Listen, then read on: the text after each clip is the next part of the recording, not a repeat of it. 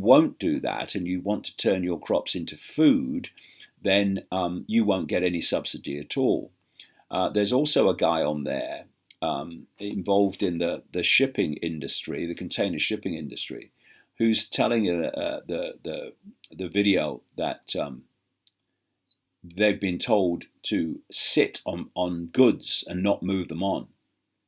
And this supply chain problem that they're increasingly is in the news, creating shortages of lots of things. It's completely and utterly manufactured.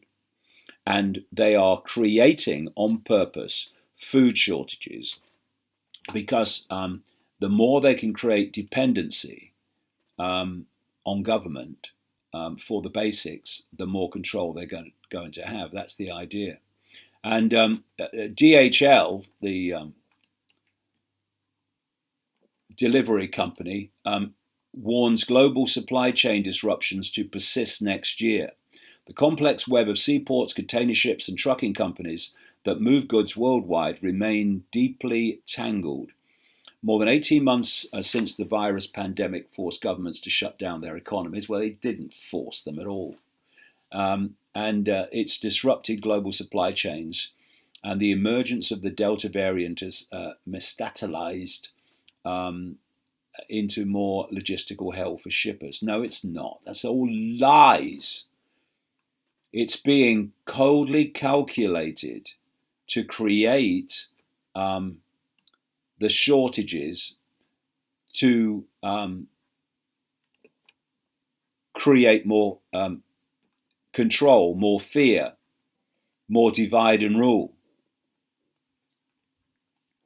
And we have in Britain, we have a working class type holiday camp operation called Butlins. I remember it, when I was a kid. I never went there, but we can afford it really. But the state we were in at one point in the 50s, anyway, they have these people called redcoats. They're the entertainment staff and the people that interact with the people that go to Butlins and stay at the camp. And we had this story this week on the Daily Skeptic website, where its headline is "Butlins has muzzled the redcoats.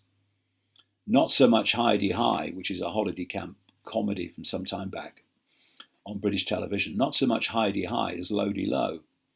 And it's a reader of the Lockdown Skeptic describing their experience at the Butlins camp, where people go to have some fun and entertainment, As the summer holiday season draws to a close, I thought it was worth sharing my experience at Butlins, the classic UK resort. Unfortunately, it was anything but the post-Step 4 freedom experience we accepted and expected.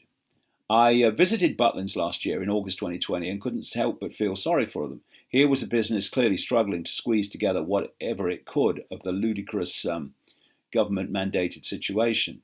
Shows were outside and we were restricted to tables only.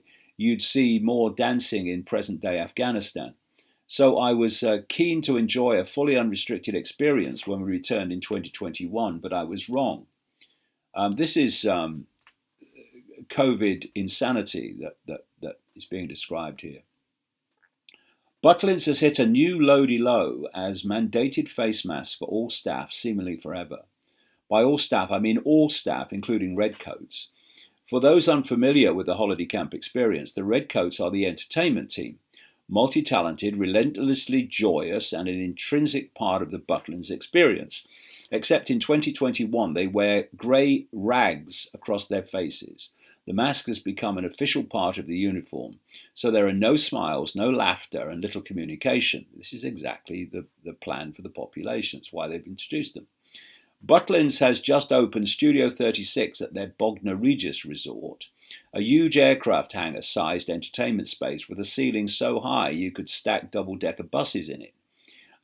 What's more, the building has more air conditioning units than a Dubai hotel. I counted over 20 inverters lining the walls. It is better ventilated than the beach. Studio 36 is a massive and impressive arena, but here's the punchline. The loony mask edict leads to a ludicrous situation whereby you can have 1,000 unmasked guests dancing, singing and laughing, a six-piece band playing, and wait for it, 2 redcoats either side of the band swaying from side to side, all with masks on. What possible safety is this? How does forcing 2 people, the key entertainers, to wear masks protect a room of over 1,000? It is a ridiculous scenario. I feel genuinely sorry for the redcoats who are forced to facelessly bob along to the music like castrated fluffers. An even better illustration of this utter nonsense is the redcoat DJ.